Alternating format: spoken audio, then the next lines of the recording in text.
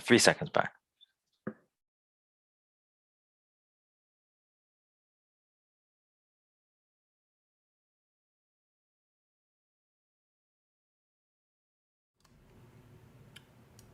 Hey, there we go. Only a second behind. What's up? What's up, How's everybody? it going? Hello. Welcome to another Monday. Yes. Oh, Day.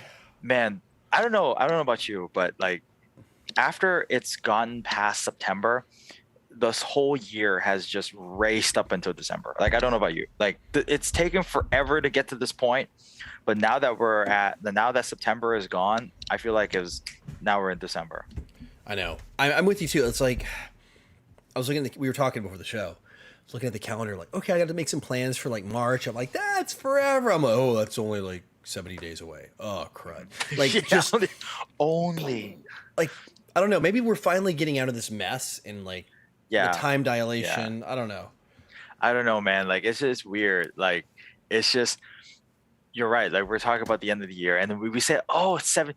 You say 70 days away in the early 2020s, like early 2020, you'd be like, it's the same as if you said like 20 years.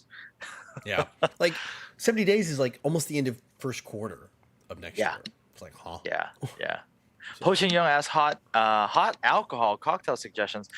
This time, I would suggest 2 actually. Either if you want to go Western, you always make your own mulled wine. Yep. I love mulled wine, hot toddies. Those are both good options. Oh yeah. Eastern wise, I am very partial to Fadiu, and that's the Fadiu. It's like a Chinese wine, right? Okay. And then you put like a piece of like a dry plum in there, and you usually eat it with you drink it with when you're eating crab. Okay. Yeah. I don't think I've ever had that before. Maybe it's called hua diao. Oh, hua diao ji. Yeah. Like hua diao chicken. Yeah. It's actually, like the drunken chicken. Producer, can you go in the fridge and grab the hua diao if the producer's listening? I think this is what you're talking about. Yeah. It's the a hot very hua diao is. It's a very. I've never had it because I've always had it with hot pot. They'll add it to hot pot with the plums. I've never had it as a standalone, but I have it here for cooking.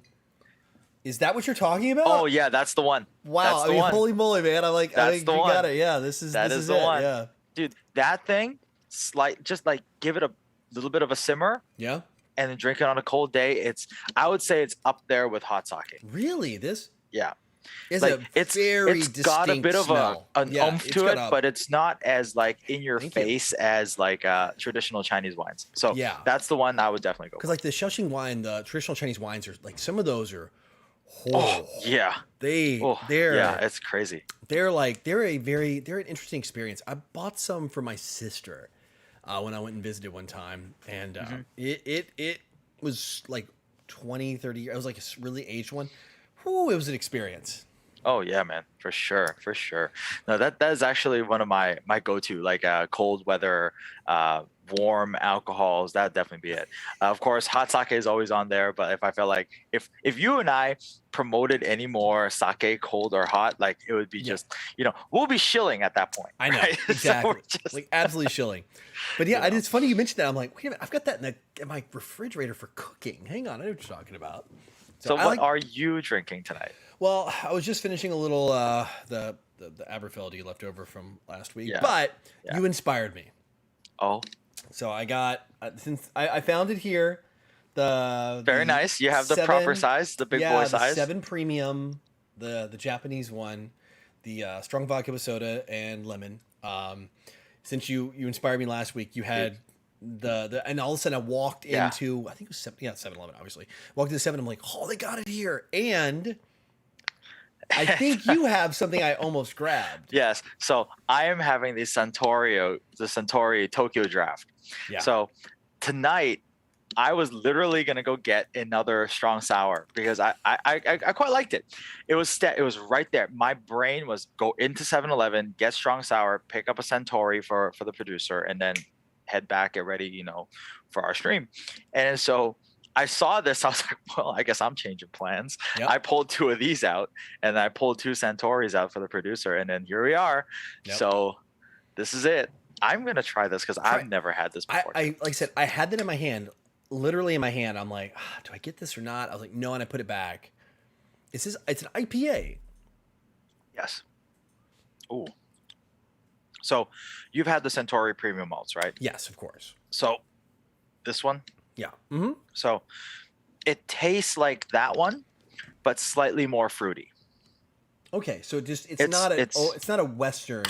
No, it's definitely not. It's hoppy. You taste the hops, right? It's got a nice fresh hoppy taste to it, but it's also got like a fruity taste to it. So it's more like an right. like an APA versus an IPA. Yeah, I would say so. Like it's definitely not as dry or as. It's not like a West Coast or East Coast IPA. No way. Yeah, because when you get to those, like for those of you who've never had that, yeah, pretty much everybody's tried it. It's like getting like I say like the best way to describe it for someone who's never had like an American like East Coast or West Coast. They both have like slightly different like they use different hops, so they have different flavor. It takes a while to build yourself up to understand like the taste difference because when you have it, it's like getting punched in the face with a Christmas tree. It's like somebody literally beats you in the mouth with a full-fledged Christmas tree. Yeah, it's kind of and you just get in the face. It's like the pine and the smell you get from like evergreen trees or a pine. I say that or getting a pine, chewing on a pine cone. It does taste good once you understand the flavors, but for the first time, it's really bitter and it's very like resinous and piney and evergreen, and it's something that does. It's an acquired taste for sure, but once you acquire it, it's quite good. Yeah, it definitely is. Like, it's the base flavor for this is definitely that Centauri, but it's definitely it's more fragrant. It's got a little bit of a fruity finish to it, so it's not as dry. But this is pretty good. And like you said last week, this is literally like somebody squeezed a bunch of lemons into vodka. Yeah, it's just vodka sour. That's really all it is. Yeah, that's all it is. It's good. Yeah. It's good. It's good. I mean, for a house, it's solid. Yeah, absolutely solid. Yeah, that one and the grapefruit one, it's like you need to get past the first 5 or 6 sips, and then you're good. Like you're fine. And then you got to keep it going because if you stop, that's when it comes back and bites you. You're on that train. So you can't stop the train. That's right. You can't get off the train. Keep going. Yeah, that's right. That's right. Private Bumpkin says he's not an IPA guy. He likes his lagers and stouts. Yep. You know, to be honest, I like a good stout as well. I do too. It's winter. Like now's the time for a really good. It's hard to find a good stout in Asia aside from a Guinness. And yeah, you're gonna have to go to like a proper pub to find any. You get like Murphy's over there, Murphy's and Kilkenny and like a bunch of other stuff over there. We got some pubs that are here, and you can find there's some small craft breweries here, and then a couple bigger ones. You can find them. Yes, you can find places that do have porters and stouts, and proper ones. They're like I said, my go-to is that Taihu Brewery. Right. They really whoever runs that for sure either was in Canada or the US because like and I would dare say the US and I would dare say West Coast of the US because like it really feels like I'm in a brew pub somewhere in NorCal all the way up to like Seattle. It's like it has that like profile like all their beers like somebody like and they're good whoever went I mean they know what the heck they're doing. This isn't like I mean they could pack this thing up out of Taipei and drop it into the States and it would survive. Like, absolutely. 100%. Yeah. Like, and do well. So, like, to find that here in Taipei is pretty rare because, like, the craft brew scene, like, doesn't really exist here. Because all the alcohol is really managed by the government. Oh, like, interesting. Yeah. Like, for the most part, like, it's all government, like, owned and licensed and not a lot of craft brewing. Like, the biggest alcohol company here is TTL, Taiwan Tobacco and Liquor, which is that Huadiao Chu, whatever it's called, Huadiao alcohol. But they do most of it. Like they do Taiwan beer, they do a lot of stuff. Kavalon's has like their own thing. They have their own beer line now. Right. I think what do they call it? It's like Kavalon's got a beer line. Yeah, they have like it's called Buckskin. Buckskin is their beer line, and then they have their craft cocktails. They have like they have a whiskey sour, and then they have whiskey and soda or whiskey sour, and then they have also a gin and tonic, and they also have now it's the oolong tea one I showed quite a few episodes ago.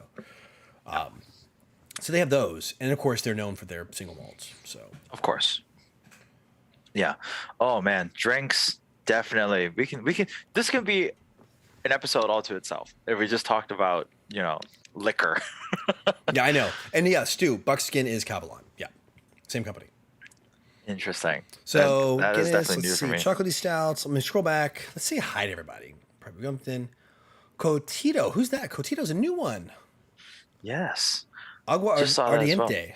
Agua Ardiente. What is that? Oh, Water? Cotito wants to start home brewing, but the problem is controlling how hot or cold is the room I want to use for fermentation. Yeah. Oh, yeah. That's a tough one. for If it sure. goes up and down, because I homebrewed back in the States, if you don't have Yeah. like a constant temp and it's fluctuating, you've got a problem. Yeah. For sure, for sure. I saw Nelson in the chat earlier. Hello, Nelson. I didn't mean to purposely like snub you on my last video. It's not like I wanted to for like expensive guns. There was a reason why, and we'll get to that maybe at another time. Oh. Sorry, you didn't make the most I'll expensive be over gun list. here if you need me. Yeah.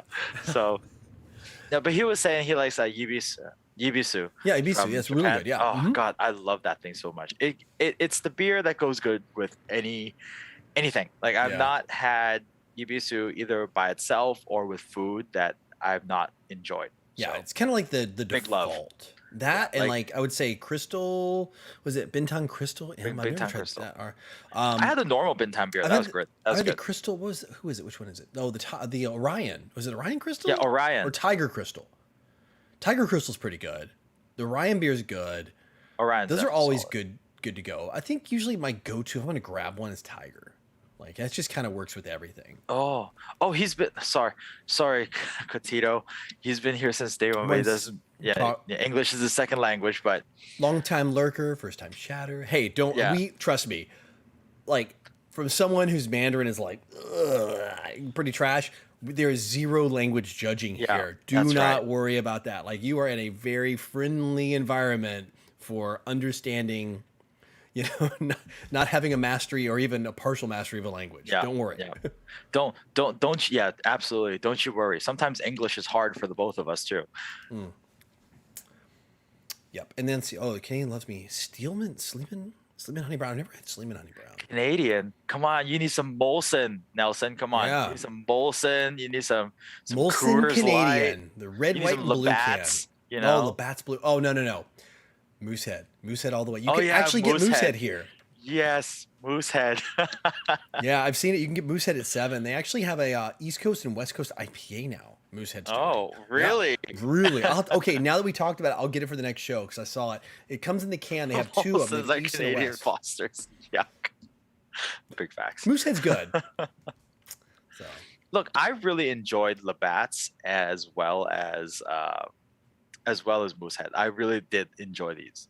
So, yeah, Molson. Yeah, you're right. It's just it gives you like it smells like what heartburn feels like. that's terrible. Oh my gosh. Yes, please, Masaki. Please, I would love to go to the Yabisu Beer Factory. Yes, please. So Cotito is Spanish, Espanol. So and Chilean food, Yeah. yes, Chilean food's really good. Love. I've had quite a bit of Chilean food. So It's hard to get good South American food here, man. I think we talked about it in one episode. Yeah, we did when we were talking about like some of the Kue? like. Some kue, you like Chilean. Yeah. We had like little, I Mhm. think kue, and then some alpaca. I hope I'm Yeah, pronouncing yeah. that right. The kue. Yeah, you're definitely. If so, he knows what I'm talking about. Yeah. They Yeah, we talked appreciate- about that in one of our travel episodes. We talked about like the 10 place, no, the 3 places that we would go off the beating track Yeah. after COVID opens up, or even Yeah. during this time now. What Lomo Salgado? We talked about that. Yeah, we actually covered a lot. Yeah, Yeah, you definitely touched a lot of South America. yeah, Like, you got the experience there. yeah. Uh, But yep, that's Right, it. so- Oh wow. So let's see. What you know, do we have really this wanted week? to kind of, free flow these last couple of episodes to the year. You know, wanted to kind of keep things chill.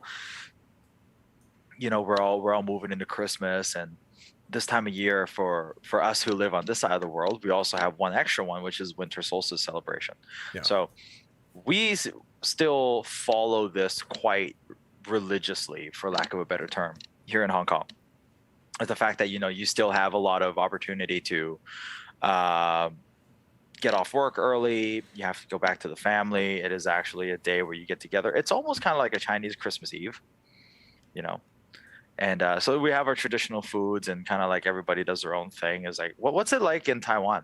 I know we briefly touched upon this. It's here too. Like it's celebrated. It's definitely a holiday that people experience and do.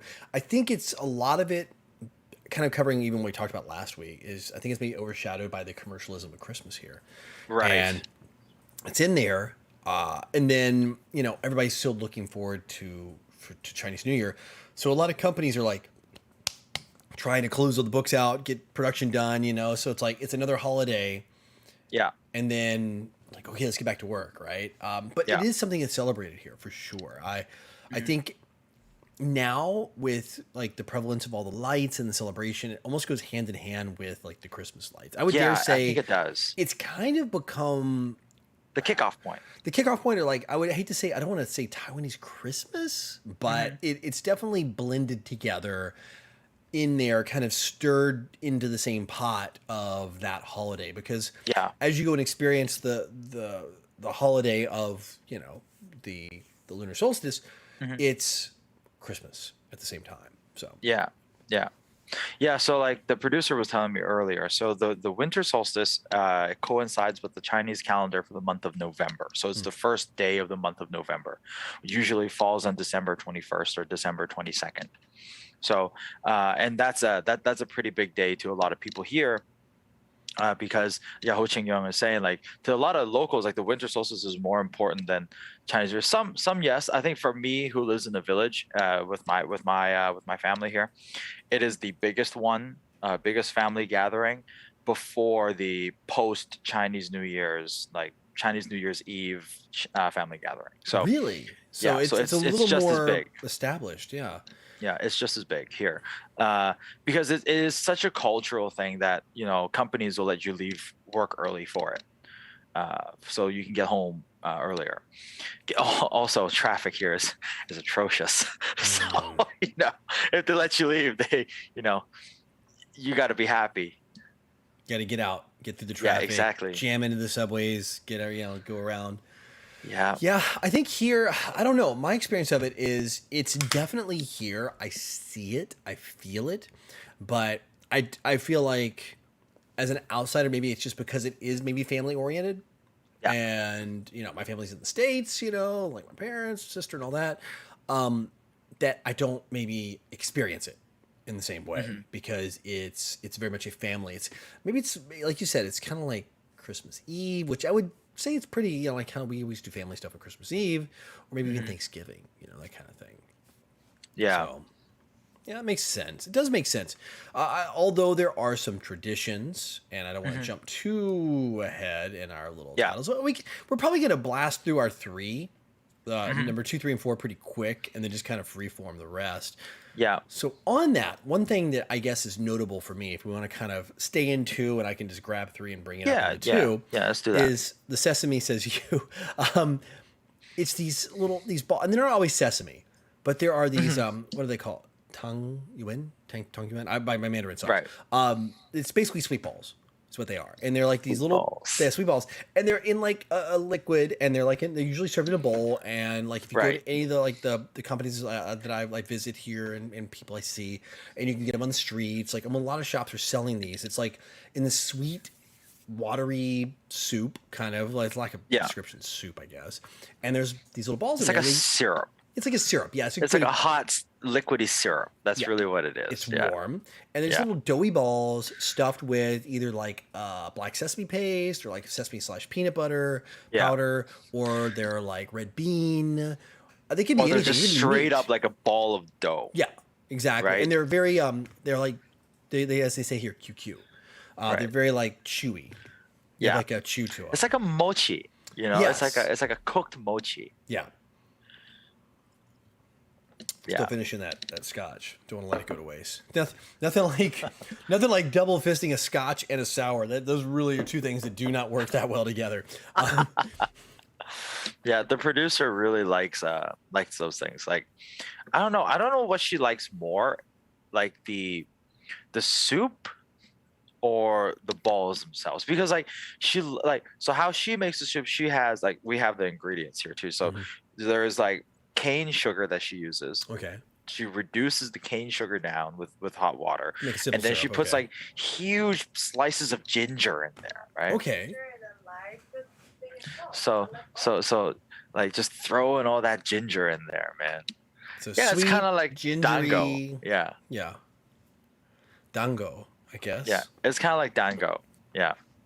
So I would say it's more like stuffed mochi, to be honest. Like like some of the mochi we get like when we go to Nara, yeah, the Masaki gets us. Either it's like the full piece mochi, or like the ones that they have that little bit of the the red bean little paste skin in and they them. have the little paste on the inside. Yeah, yeah. Yeah, Mm-hmm. yeah. So it's like a rice dough that's kind of chewy, and it's got Yeah. some stuffing to it. It sounds, it tastes better than it sounds. I think I Yeah. would say it that way. Yeah, it It's tastes way definitely better than it dessert. sounds. It's definitely sweet dessert, Yeah, and yeah. from what I understand, and tell me if I'm wrong here, it seems like there's like it's a tradition to eat it for like good luck or fortune or something along those lines. Probably. I probably, because they usually, how I see them as well. I mean, this is where sometimes I question my Chineseness. You know, when I see them, they're always usually festive, because my family, here we're more fruit for dessert, because we come from a very, we live in the village, and we come from a very very kind of like a lower class kind of thing. So we don't get a lot of opportunity to have a lot of these type of, in what's considered here, fancy desserts for my So it's grandparents. more you're having more country food than city Yeah, food. Really, exactly. what it Yeah, is. I mean, you're talking yeah, about more country than city. yeah, yeah. Just So like in like, the for States, it's example, very different. I mean, my family in the South, as much as we lived in the city, you still had like a country route. So a lot of our meals were very, oh yeah, for sure. from the southern. If you go to like New York City, the meals are going to be very different, or something like Yes, that. But in the yes, South, a lot of them have that yeah, country vibe to them. yeah, Yeah. yeah. It's just kind of like what the producer says right here in the chat. It means that the family, the family's together. Hmm. You want to bring everybody together. So like for us, you're right. Like it's very country food here. Like we have to have a fish, two meats, a chicken, even though my grandpa doesn't eat chicken, doesn't eat Yeah. poultry. You said that. I think the last show, or two Yeah, shows ago. Yeah. Like yeah, poultry. and then like soup, and then we'll do fruit. So Mm. like it has to consist of these things. That's So just like tradition. yeah, that is just It's like the tradition. southern And thing. It's like meat and three, right? yeah, You always have the yeah, meat and pretty three much. veggies, right? Yeah. Or it's like But they three say meats and a three veg. veggies in the South of America. Yeah, I'm going to put in air quotes because veggies are like mac and cheese counts as a veggie. So Hey, potato salad counts as a veggie, bacon wrapped jalapenos counts as a count as veggie. a, yeah. No, Yeah. Ho Ching Yong, I did mention the fish. It's the fish. Fish was the first one that I mentioned, because fish is very important, right? It has to have the fish. Yeah. Yeah. So it's a whole barnyard. Cluck fish, cluck swim, but there's no moo. Yeah. So Yeah. So we have to do a fish, and then two meats, and then one vegetable. And then if we do three meats, then one of the meats will be kind of like a stir fry, hmm, and then we'll do a soup. gotcha.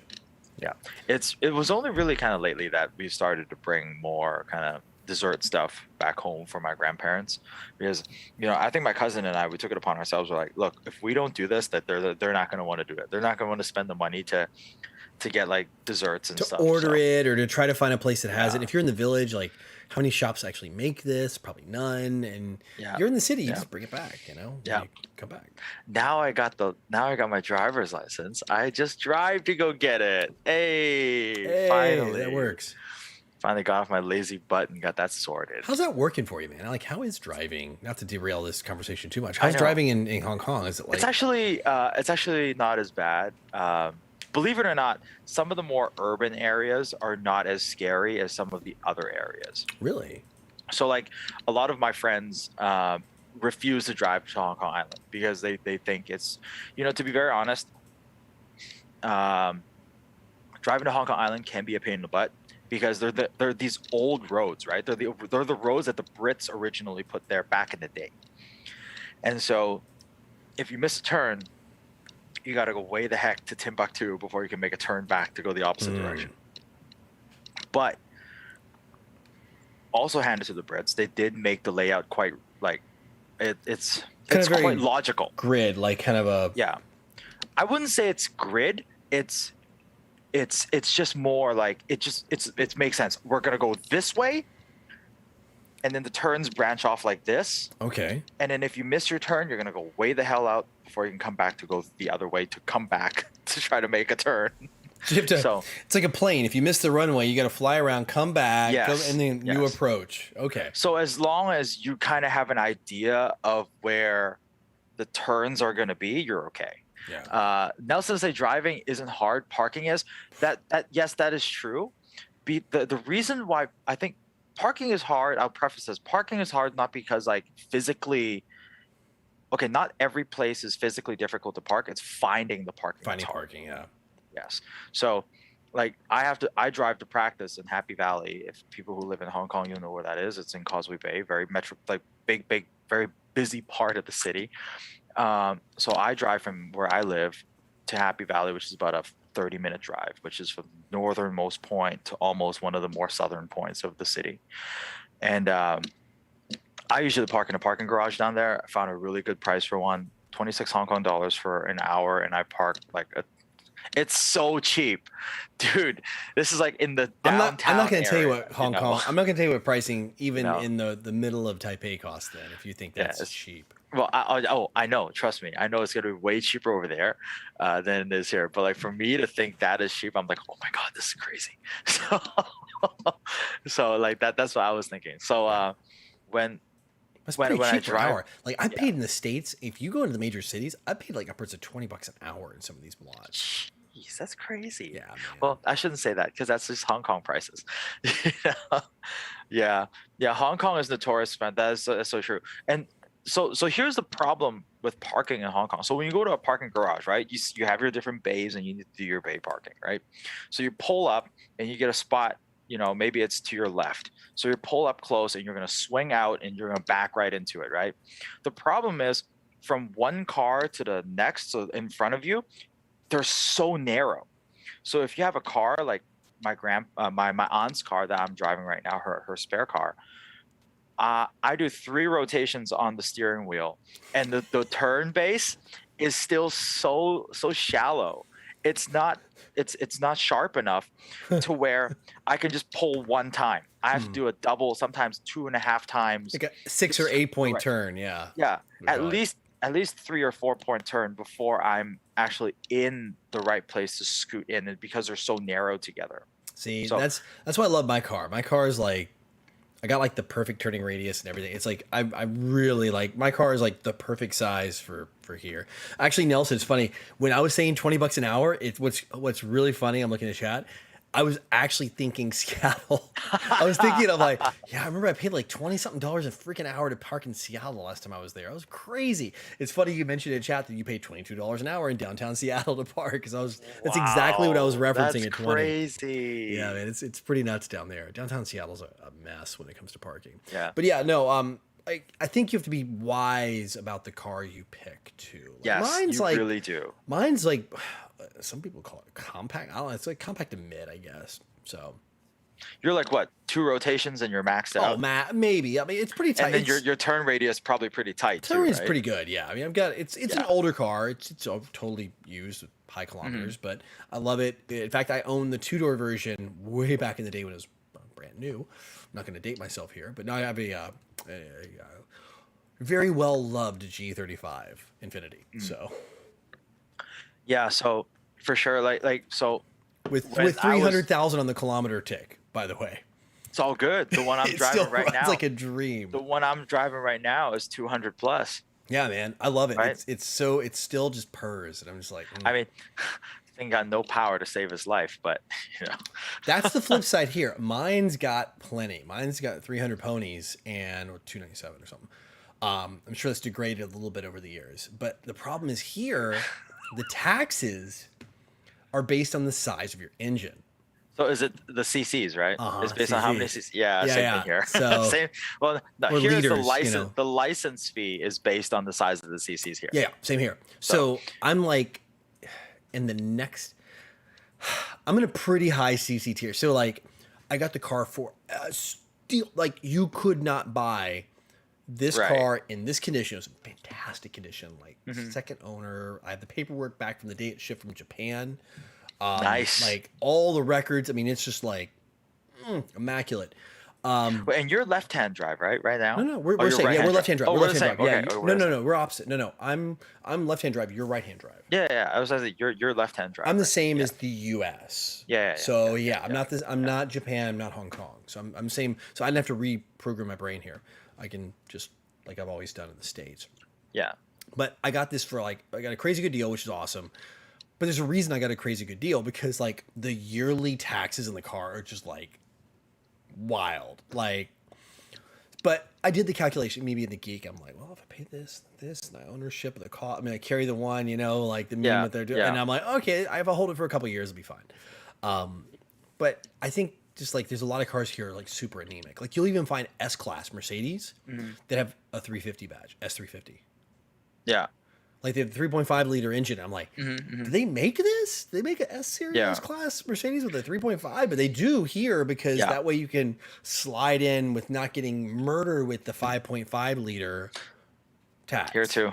Here too. Same thing. You like it's hard to find an S500 here. Like now, most of the S classes here are 350s. And then, but if it's the S500, then it's a deck that oh wow, that's it. Plus, when you get to that car, I think the car's double in price. Yeah.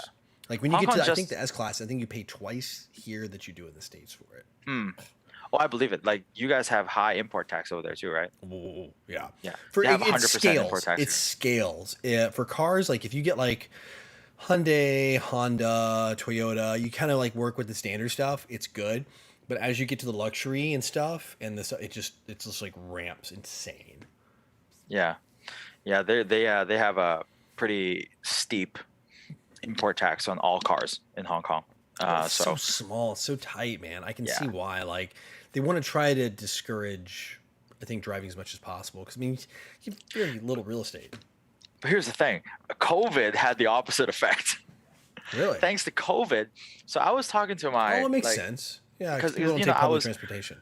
I was talking to the driving instructor who I was just kind of filling my hours with, and he was telling me that the amount of people that have wanted to get driving lessons to get their license has increased during COVID because there's nobody has anything to do. I guess they're like, well, I've got nothing to do. I got all the time in the world. I'm going to learn how to drive.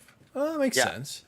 There's absolutely nothing to do, and to be honest, the secondhand car market in Hong Kong is pretty good.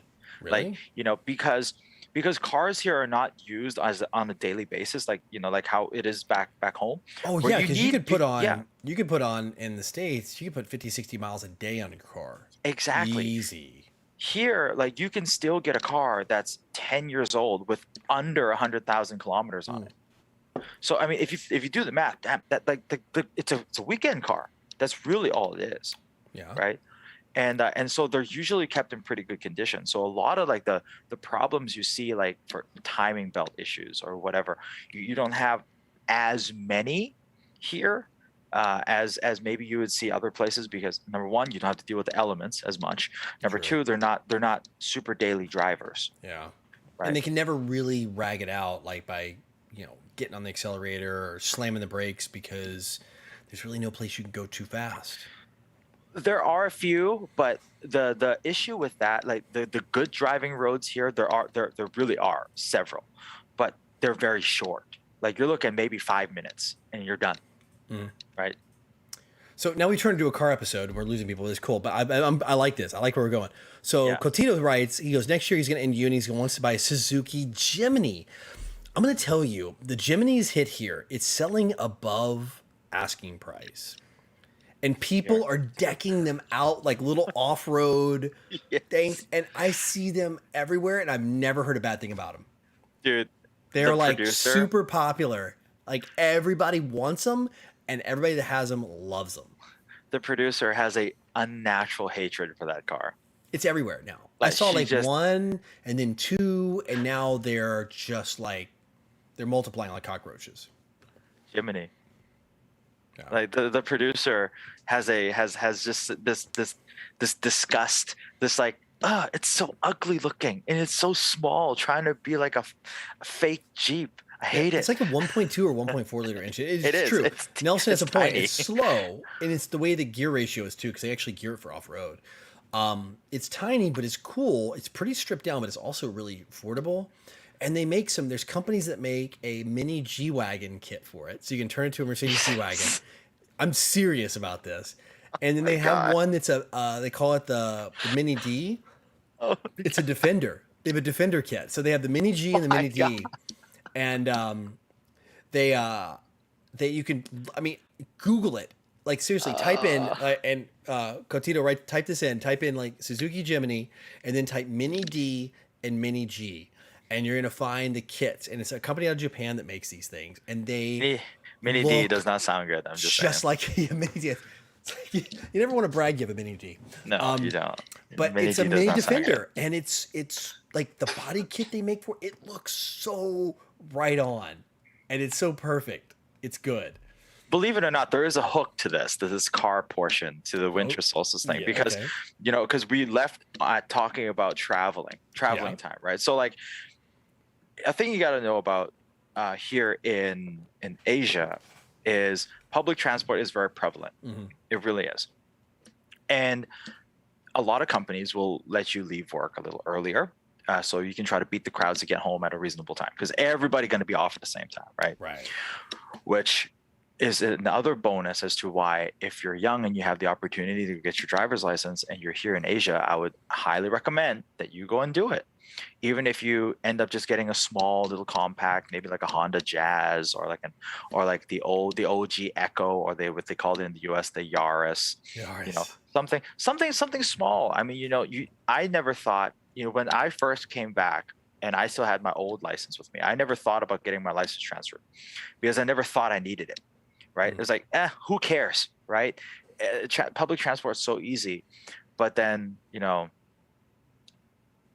then you kind of grow up a little bit. You're like, man, I could probably get back home for these things a little bit easier if I had a car. It's a freedom thing too, because there's a lot of great, for me, it's something that I've discovered after getting my license here in Asia, is there's so much you can go see and do and visit that it's kind of in between the MRT stops, like the metro, the subway stops, right? Mm-hmm. That it's not impossible, but it's just not as convenient. There's so many great places that you'll find and discover and go do when you have access to like the gray zones. They're like, I can get off there, but it's like another 15-minute walk, and it's kind of raining today. And, I don't know if I want to go do that. Like, it really opens the world up. And I was fortunate. Like, and if you are coming here, I would definitely say, for those that want to travel tip, for sure, go get your international driver's license in your country. Before you leave, you should absolutely positively do it. In the States, you go to AAA. Mm-hmm. And it costs around $20 or $30 US. It's not incredibly expensive. They take your driver's license, they do a piece of paper, they stamp it, and you can use it typically for the term that your landing visa or your visa you have in a country is valid for. And it's usually good in most places.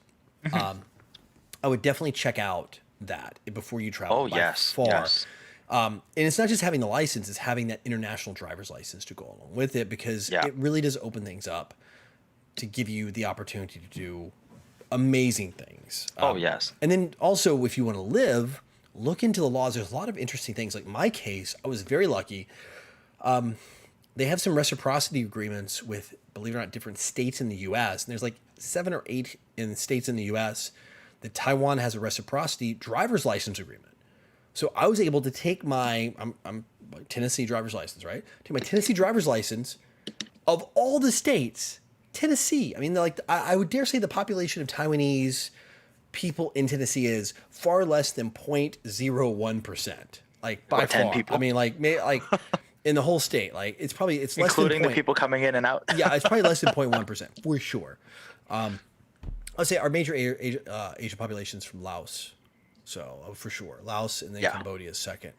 But definitely not Taiwanese. Like that's pretty low on our population. Not like California or Florida or New York, Chicago. They love it in Cali. Yeah. So it's the closest state. It's easy to get to. But I was fortunate. I was able to go in and basically show my license, a little bit of paperwork, have it validated by the embassy here, or not an embassy here, and boom, I'm done. And that's so awesome. Like that's a possibility. Also, speaking of Cali, if you have a Taiwanese driver's license or a California driver's license, current laws, as of this video, you can actually, they're interchangeable. You can drive in Taiwan indefinitely on your California driver's license and vice versa. So if you have a Taiwanese driver's license, you need nothing. Yep. You can take your license and go to California. There's a lot of states that only require you to have an international license of a certain country. I'm not sure about Arizona, Nevada might too. But I know for a fact, California, you don't even have to change. If you have a California license or a Taiwanese license, they both work. Right. Which is pretty cool. That is pretty cool. So look into the laws and stuff as you start to move or consider moving to Asia, which like I've done. Mark, you've lived here, but you're kind of multiple borders. Back and forth. Back and forth.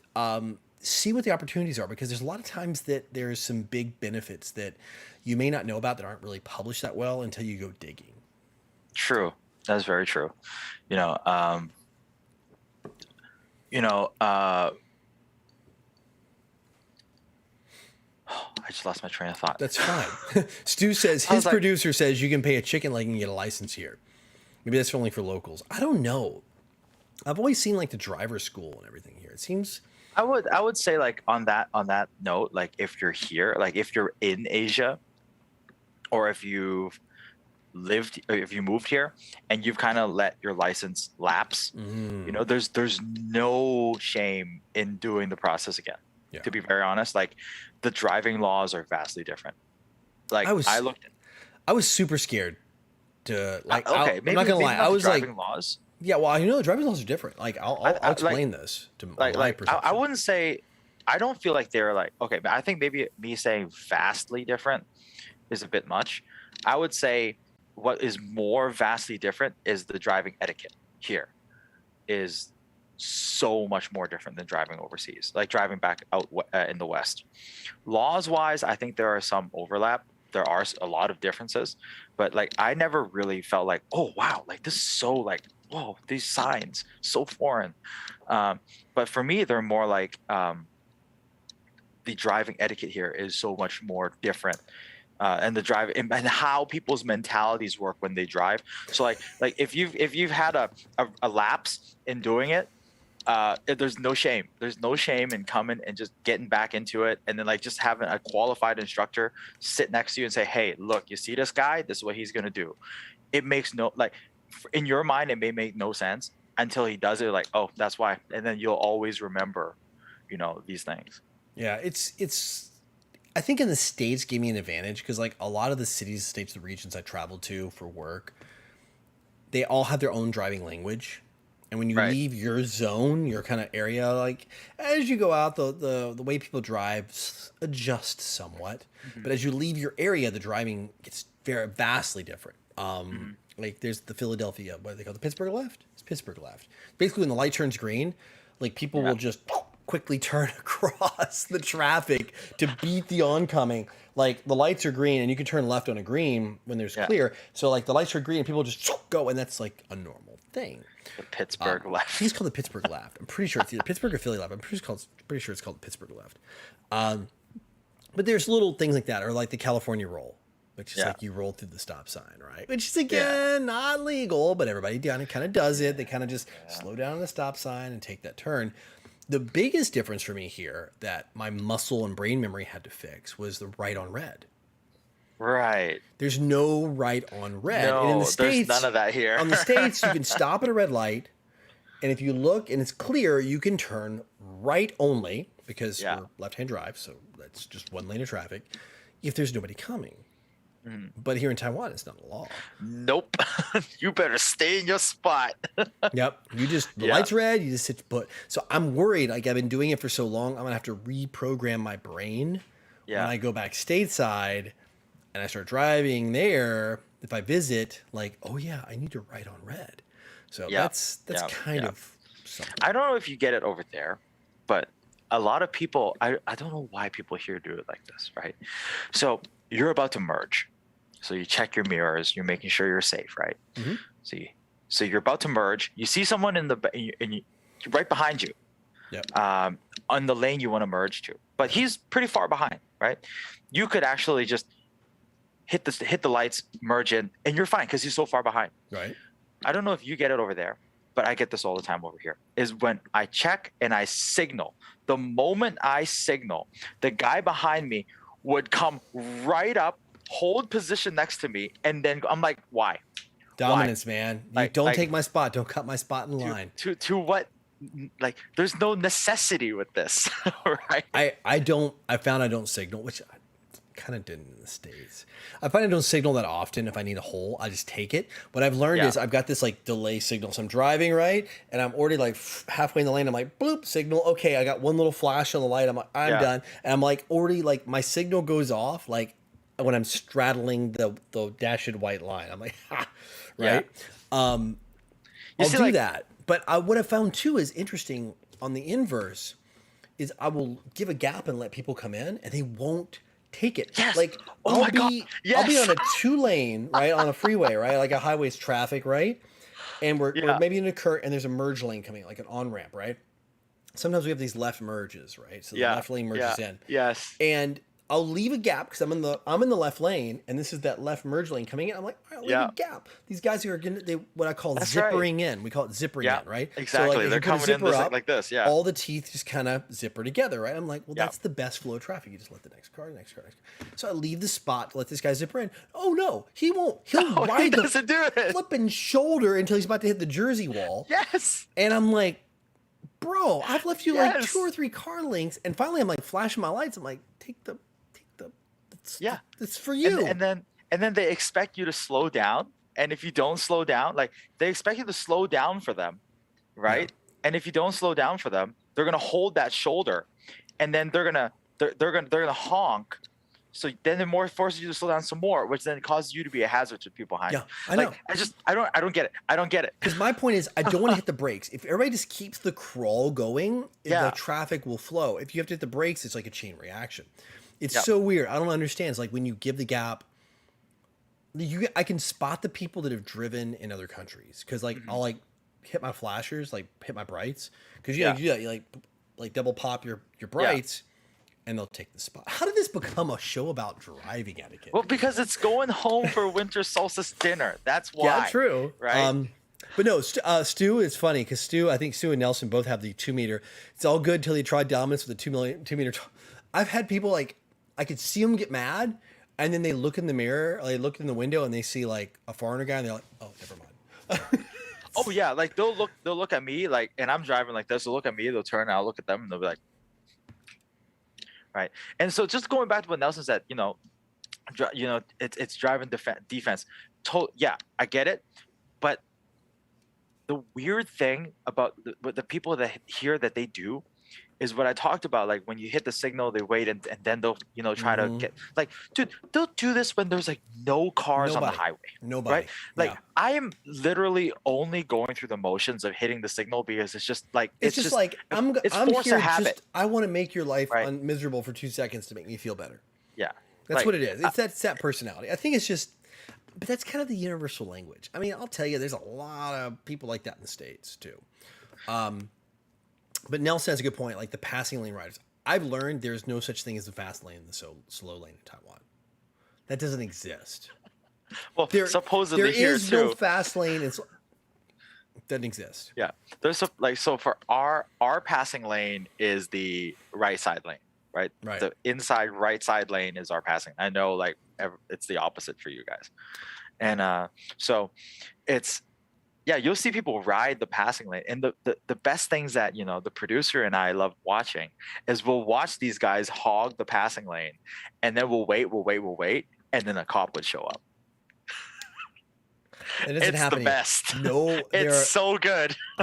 In my entire time I've been here, I think I've seen one one time where a police officer has actually pulled over a vehicle on the road, like flashed his lights, said get over and pull over, because everything's traffic cameras here.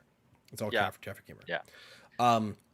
But yeah, I guess we can maybe slide to questions. By the way, since we're talking about like the out of office perpetually, the last topic I was going to say, like, it seems that this time of year I get the comments from the people in the West about how they're always out of the office. Like, there's like, well, you got, how many holidays do you have? But normally these come from Americans, and being an American here, now you know, like, America has probably the least number of holidays. Like, there's like a badge of pride when you're an American to work, not for the sake of getting work done, just to say, you know, I'm working, but to say that I put in 70 hours this week. And I think it's different because I feel like in Asia, and I think also in Europe, outside of the States, honestly, it's you work to get work done, like work to be productive. It's about producing. And I think in Asia, especially in Taiwan, where there's a lot of like Japanese influence when it comes to work ethic, and like you don't leave until your team's work is done. Like your work unit is done. Like, hey, we're all here as a team. Let's get our work done. And if this person's still there, you stay until they're done, right? And you all go kind of. You're like, no. Here we have a bit of a vibe. We do carry a lot of the Japanese. Fend for ourselves here, you know. Well, it's different. We done. We out. I think, and that's the difference. Like you're fully Chinese culture, right? Yeah. Get your work done. Do your work and get out and come back and do your work again. Yeah. Right? But here it's like, hey, look, boss, I finished all my stuff on time, right? Right. I'm out. And then it's either that, right? Or it's the opposite extreme. It's like, hey, look, boss, look how late I'm staying, right? Yeah. Everybody on my team is gone, but I'm the one who decided to stay. That's right? US. So, that's the US vibe, right? So that's kind of the badge of honor of overworking yourself, but not overworking for the sake of getting work done, overworking to show that I'm working late. Yeah. Like me as someone who's hired a lot of people before in the past and have also, worked solo and all that. My thing is like being in almost every role, in that whole band, I want the person that actually gets the work done. I don't care if they leave early. Congrats. Oh my God. Get your work done. Go home. Enjoy your life. Yes. I love the fact that you get 8 hours of work done in 6 hours. You're awesome. Go enjoy life. Go have fun. Like that's to me like the carrot. Big facts. Yeah. Big facts. Like in my old company, I said the same thing. I think like when I first took over for Malaysia, the first thing I told the office was, look, I don't want to see anybody overtime it, right? Number one, company policy from my higher ups was like, we don't pay for overtime. The best we can do is maybe like give you a little bit of extra, time off. Right. Or you come into work a little bit later the next day. I can't do nothing for you. Number one. Number two, like if you're telling me that every day you're just here working overtime, what I'm seeing is you can't get your work done in the 8 hours that you're here. Mm-hmm. Right. I want you to set what you need to do this week, get it done in the timely manner. If you need to stay a little bit extra, whatever. But like I want you to show me that you can get it done within the 8 hours of the day that you're here. And if you have to stay perpetually longer, man, I feel like what is it like? Right. What are we doing all day? You don't even smoke, and you're here all day. How? Yeah. Oh, the smoke breaks. Oh my gosh. Yeah. But I'm looking at Misaki's like, I don't stick around in the office. I'm Japanese and I'm working for a Japanese company. True facts, but your company. I know your company, and you're not the traditional Japanese company. That is for sure. Yeah, you guys are your company has a very different approach to business, which is it's asymmetric. It is asymmetric. It's yeah. I don't want to say it's like super Western influence, but it's got blend. It's hybrid. It's a hybrid. It's a really good hybrid. I think it really works for them. You don't follow that. You're here late, and then also we all go to the bar and drink afterwards, and you're like your life becomes your job. Yeah. There's free time. There's balance. Work-life balance. But yeah, oh my gosh, we talked about a lot tonight. Man, a lot. Yeah. The driving talk is fun. It's always fun. It's like the food, the liquor, the driving, the traveling. Like this is where it's at. Like, oh my gosh, I totally forgot this. The producer to the win. So, what you got? I know I had a drink, but this I saw in the ice cream case, and I was like, huh. So this is branded from, and I've never had it at the place. I've been there once or twice. It's a hot pot restaurant called Hai Lao. Oh yeah, Chinese, good very place, famous, very good famous, place. right? Yeah, super famous hot pot place. Let me read this. Let me see if I can get to focus. There we go. Sichuan peppercorn cheese milk tea ice cream bar. What? Wrap your brain around the English on that one. Sichuan peppercorn. I'm trying to wrap my brains around the Chinese, and it still doesn't make any sense. Exactly. Sichuan peppercorn, which is, by the way, the numbing one, the one that numbs your mouth. Cheese. What? I'm assuming cream cheese, but this might actually be cheese. Milk tea ice cream bar. So this is Jono's weird S asterisk sign to eat. Yeah. Okay. Well, now's the time where Jono puts some weird things in his mouth. Yes. Welcome to the time where you get the weird, either or this really weird expression of me when I drank the bitter tea. All right. It smells like milk tea.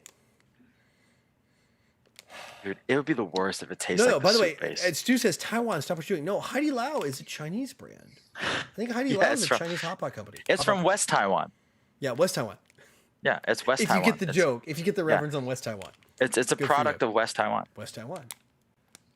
It tastes like I might die. All right, hold on. Quick lick. All I get is oh wait. Okay. Oh, there it is. Yep, there it is. Why? So weird. Milk tea.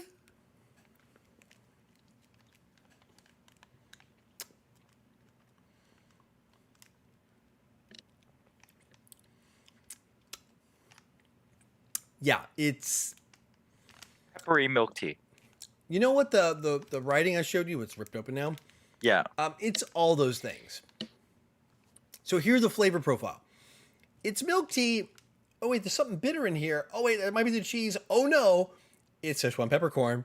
Mm-hmm. And there's some tea in there, but there's not peppercorn and cheese involved too. Right. That is the experience. I mean, it's not. By the way, if you want to see what Szechuan peppercorn looks like, it's those green things, like those. Like it's literally like a numbing. Right. Oh man, see those black dots? Worst, you see those black dots? Worst things. They're the worst things to bite into. They're the absolute worst things to bite into. Oh my God, save me. Can't do it. Like, I like Sichuan food. Like, I really do.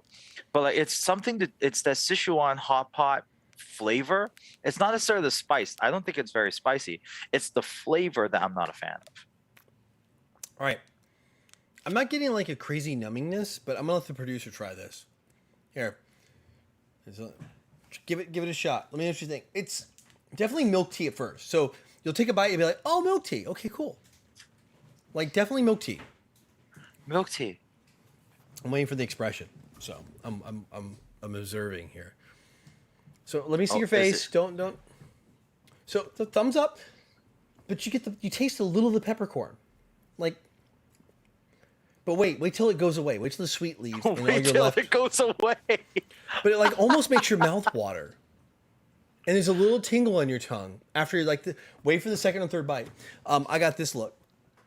You know, actually kind of like that kind of look. So he likes it.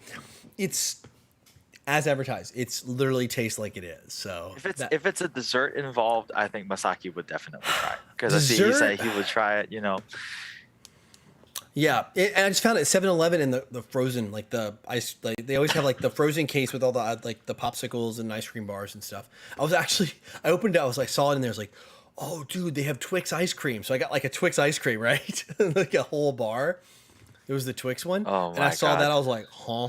Oh yeah, we had the Twix one here too. We had like the Skippy's peanut butter ice cream here for a while. Yeah, I tried it. It tastes like nothing like peanut butter. Yeah, the Twix was spot on, man. Like absolutely spot on.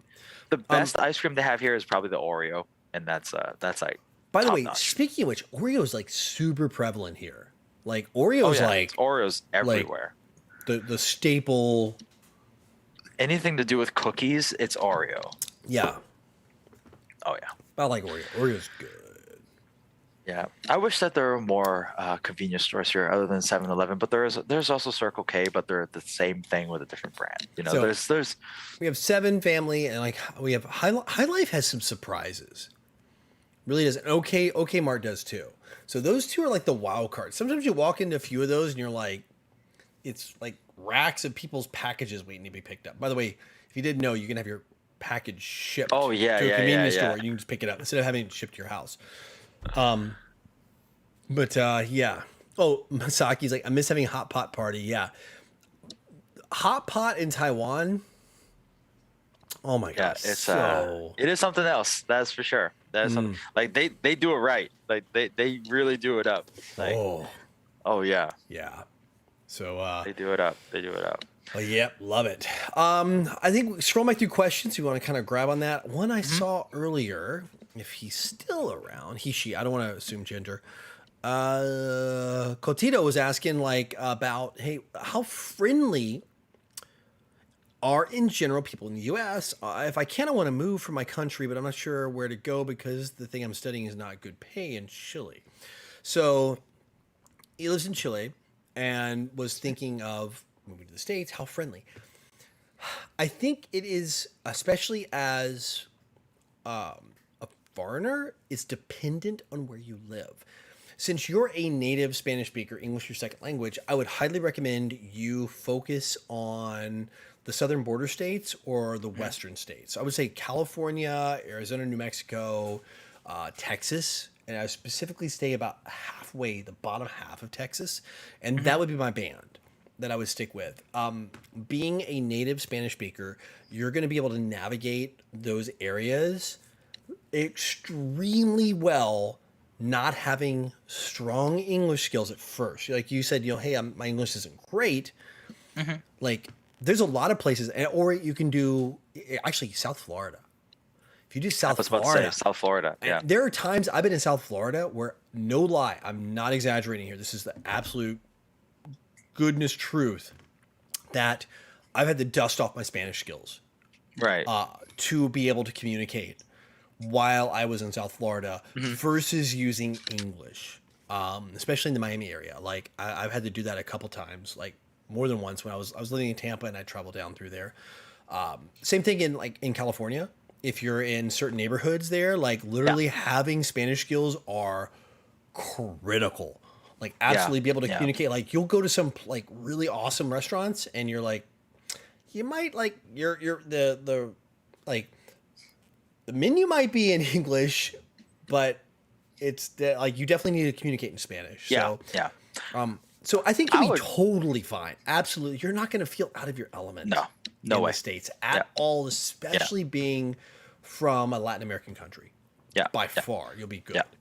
I would go as far as to say, I would even consider southern part of Colorado in there. You know, that part where that touches New Mexico. Right. That whole area, I think you'll love it. I think like I would probably push a little bit more further, like up into Colorado area. You think Colorado Springs, Denver? Yeah, area I think Springs area. Denver would even work. Denver would be very friendly. You could do that. Yeah, people in Colorado are genuinely just great people. Anyways, it's a relatively affordable state. Like given the fact that it's such a popular state to go to, it's also you enjoy all 4 seasons. Yeah. You know, if you enjoy driving and you want to get a Jimny, I mean, then you probably like the outdoors. Colorado is the place to be. I would say like that would it got. Especially being from Chile and the mountains, and you're talking about volcanoes. I noticed that. Like, I think you'll feel quite at home with the mountains of Colorado. Yeah.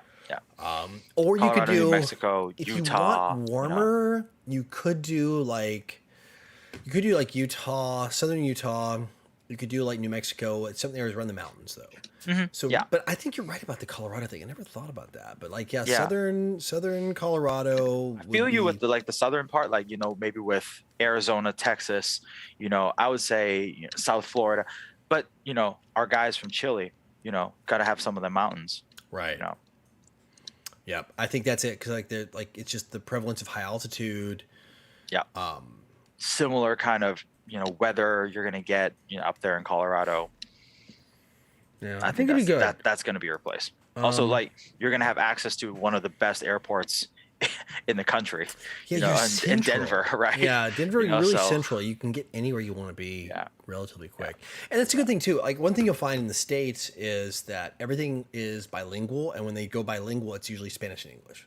yeah, So no matter where you go, with the like, if you go really like rural, like out in the country, in like some areas, like really in these small towns, which is not an area you're probably gonna live in anyway or even visit, then yeah, you might have trouble communicating. yeah. But if you're in a major city, you will be able to 100% communicate in Spanish if you need to. You Even can in get the all the suburb of a government major city. documents are in Spanish. I mean, you can get everything you need in Spanish. Like I mean, if it was Portuguese, like you were in like Brazil and you spoke Portuguese, it'd be a different story. But Yeah, that'd be a little harder. it'd be a lot harder. But being from Chile, you're totally fine. I mean, absolutely, you'll be okay. Yeah. You'll be good. You'll have it'll be a very comfortable situation for you. Absolutely. Yeah. And don't worry, like a lot of the suburbs of a lot of the major cities too, like you're also going to be fine. Like I wouldn't say go move to a super major city, because everybody's trying to get out anyways, right? Yeah. They want more space. You want a little bit more affordability. So, but don't worry, even if you're in a suburb of somewhere in Colorado, you're going to be fine. Yeah. So I would say definitely brush up, practice your English for sure. Try to study as much as you can. I mean, it's going to help you no matter what, but you're not going to be in a crippled situation. You're not going to be where you ever feel like you cannot communicate. That's for sure. Oh, and that area we just talked about, great food as well. Because it's like Great a mix. food. It's a mix of like, I love the Colorado food, that whole area, because it's like you got a little bit of that Mexican influence that comes up, and you got the American influence that comes down, and it's all just kind of stirred together in this pot. Oh, It's got this cowboy vibe to it with all the stockyards up there. It's great. Yeah, it's so good. You're gonna like it. You're gonna like it. Such a beautiful area too, because it's like so beautiful. You're getting into those like the very bottom of the Rocky Mountains as they start to fade into the foothills of Texas. Yeah. So like as the mountains start to rise up, as you get to Colorado Springs, they really get tall. So it's like it's so great. It's such a awesome, it's a beautiful area to live. Well, yeah, in the Springs, you walk out, you look. I forgot which direction it was. Rob was telling me, but there's Pikes Peak. Like you can't miss it. It's right there. Yeah, west. That's so right. yeah, if you're Colorado Springs, is you're still in the flats. Like basically the flat, and then it's just like Pikes Peak just shoots straight up out of Colorado Springs to the west. Yeah, it really is very beautiful. By the way, they have the. I was actually talking to the producer about this the other night. I was talking to her family. This like talking about doing stairs. Like there's the 101. 101. Type A 101 has like the stair race where you go up the stairs, 101 floors, right, all the way to the top. Yeah.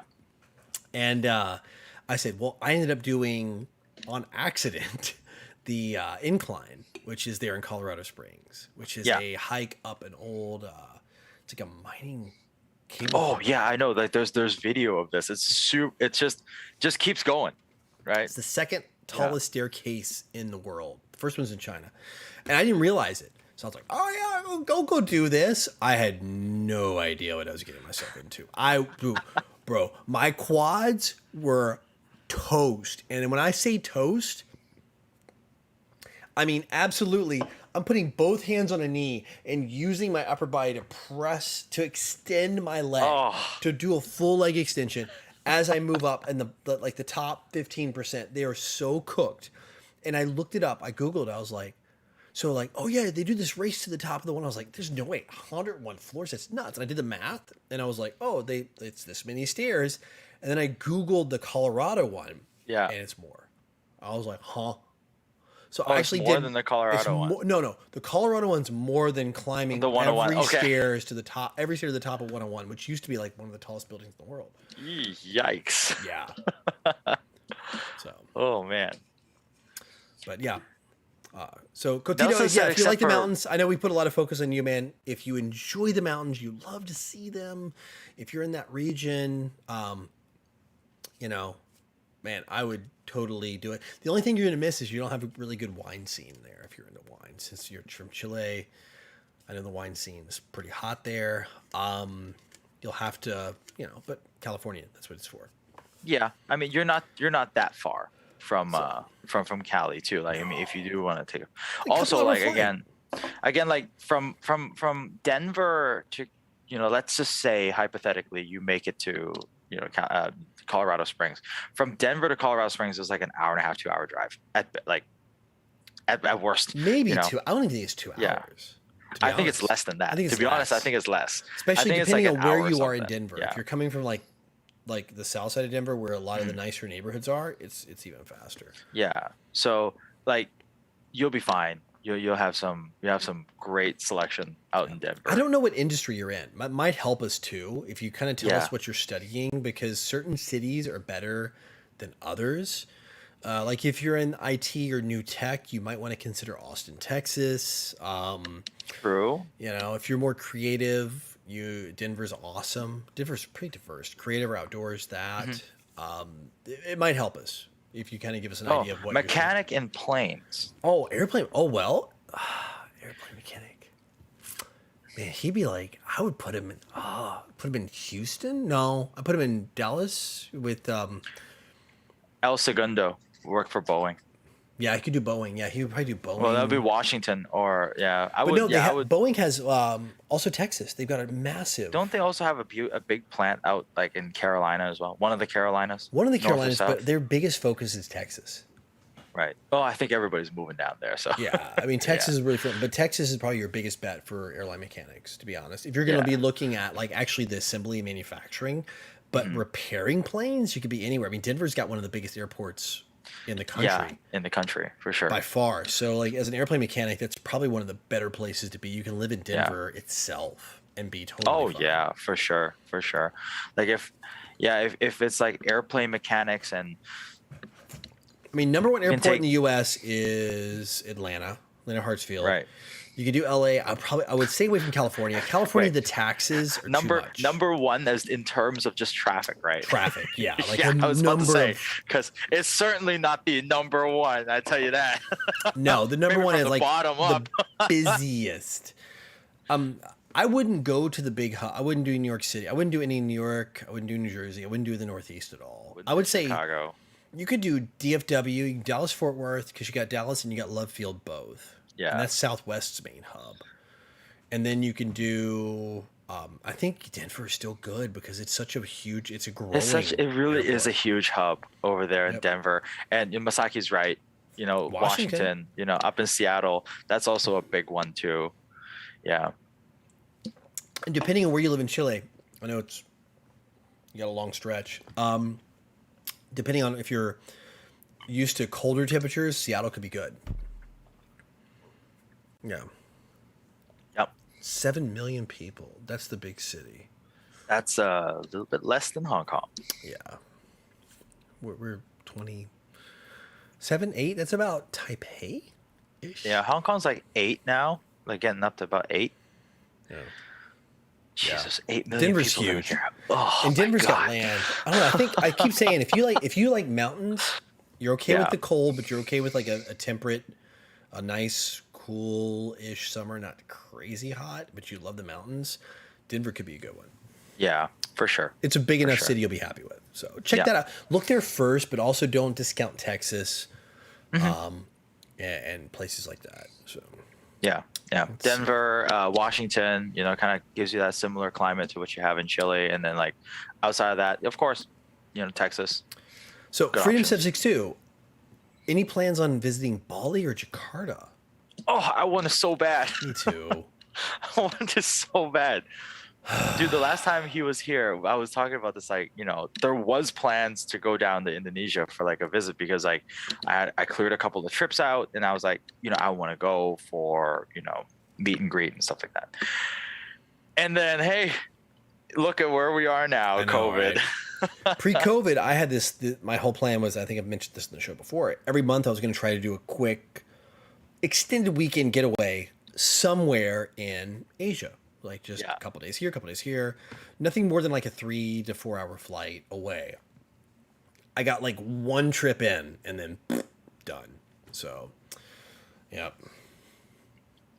But the cool thing is like, at least in Taiwan, you have a big enough country there where there's enough variety. I feel like, I think what COVID has taught us, being locked up where we are, it's really down to how much variety you can get out of where you live, you know, and if it matches what you enjoy. Yeah, I mean, like, there's so many nice cities in Taiwan. I mean, look, if you like to go party and stuff like that, then that's your thing. You can go to different, like, Kaohsiung, Taichung, you know, Taipei.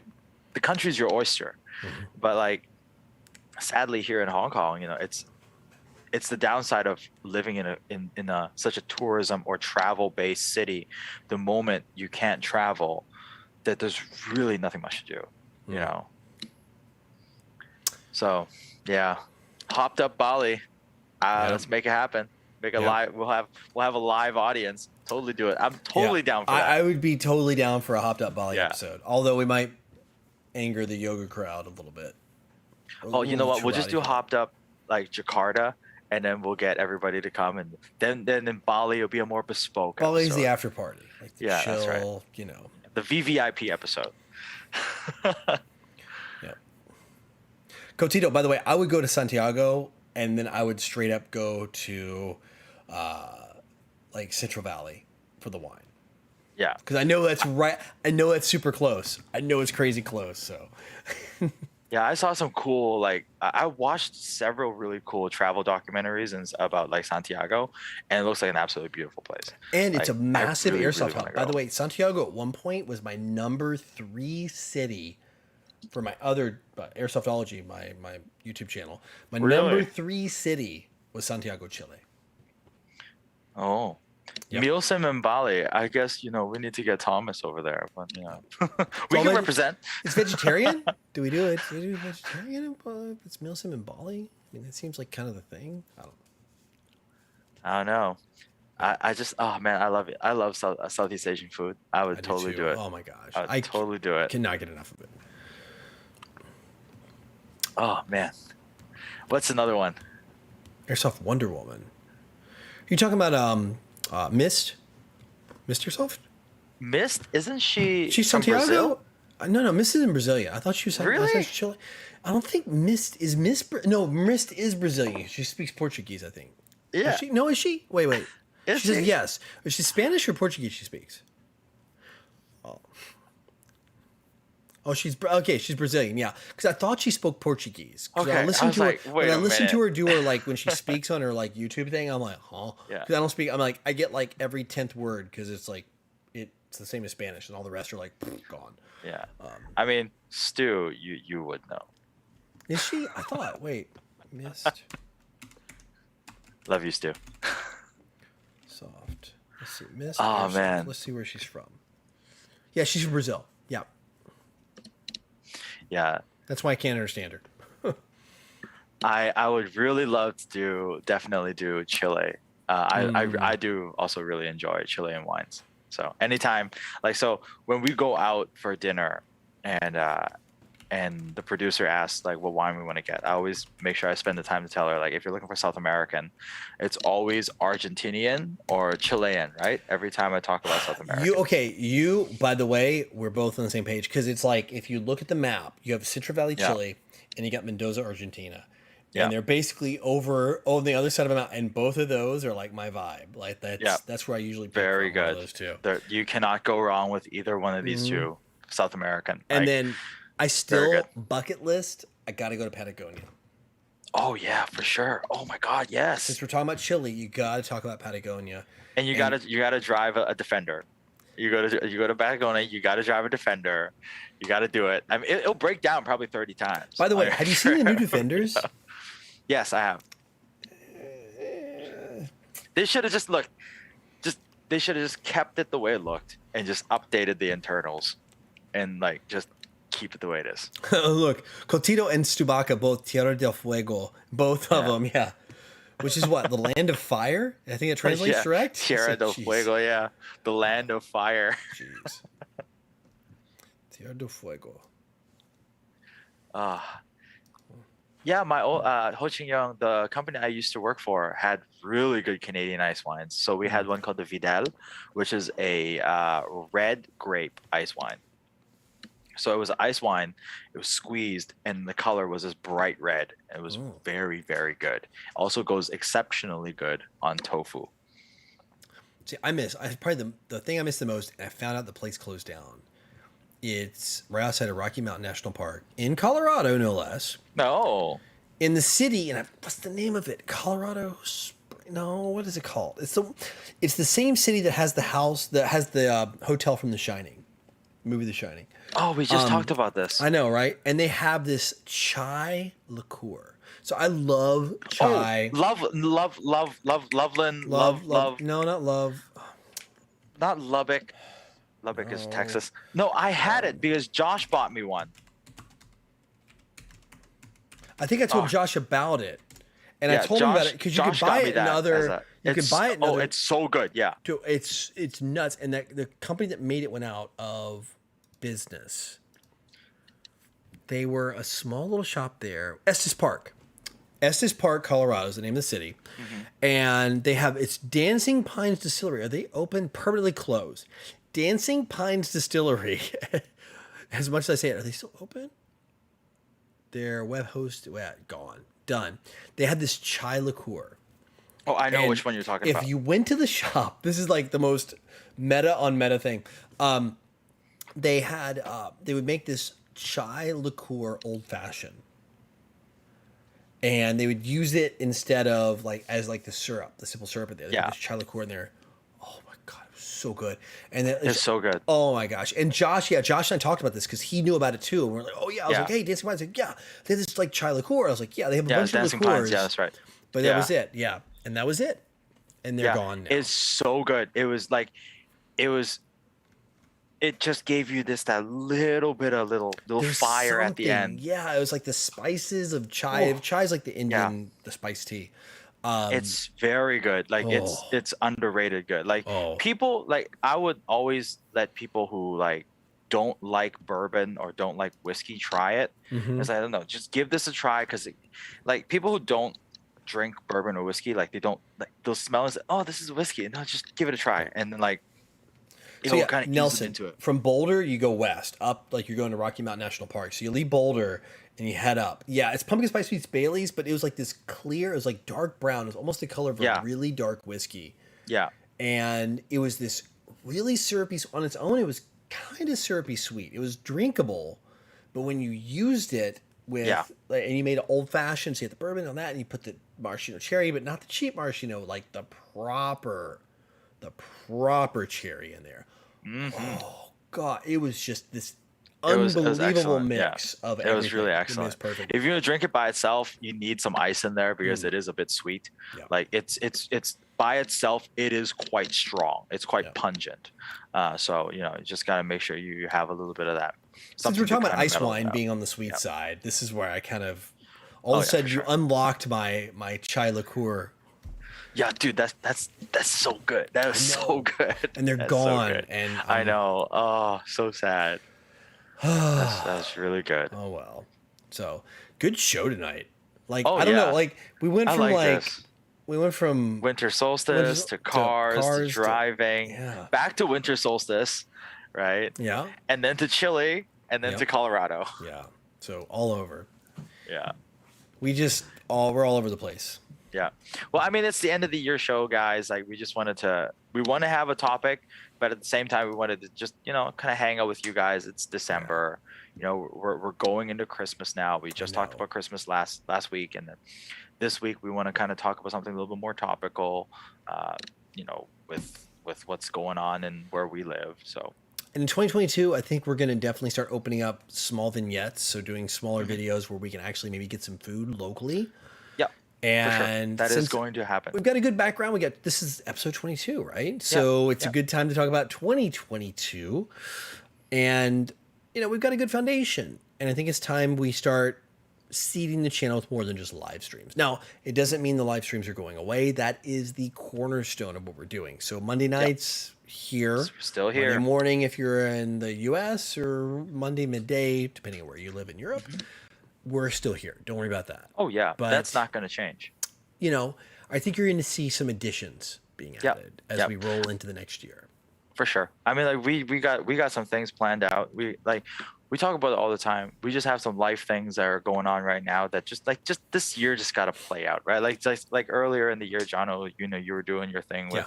I'm finally with the catching new business, up. Like new like literally, it's like, okay, I've got some deals closed, everything's moving. Like, I got product actually getting out.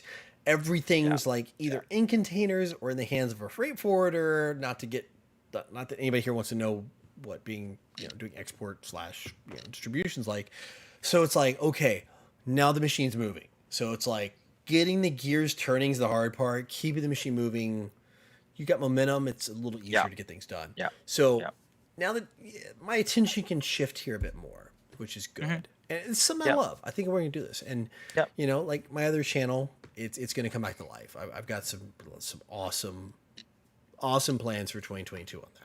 So. Oh, that's good. That's good. Yeah, same thing for me. Just like at the end of the year, it's always a little bit busy, with work, with Thanksgiving, and then like with Christmas, and then like going into Chinese New Year's. Like this time of year is always like super busy for us at the office as well. I mean, it's just and then like we got some life thing. I got some life things coming up. It just the producer got her foot hurt, and it's just there's a whole lot of things that's kind of compounded towards the end of the year where I feel like you're right. 2022 things are going to be very different. We're going to be able to offer a wider variety of content, and I think it's going to be great. Yeah. So. Well, on that note, stay hopped up, everybody, and we'll see you next Monday. See you next Monday for another fine episode 23. 23. See you guys.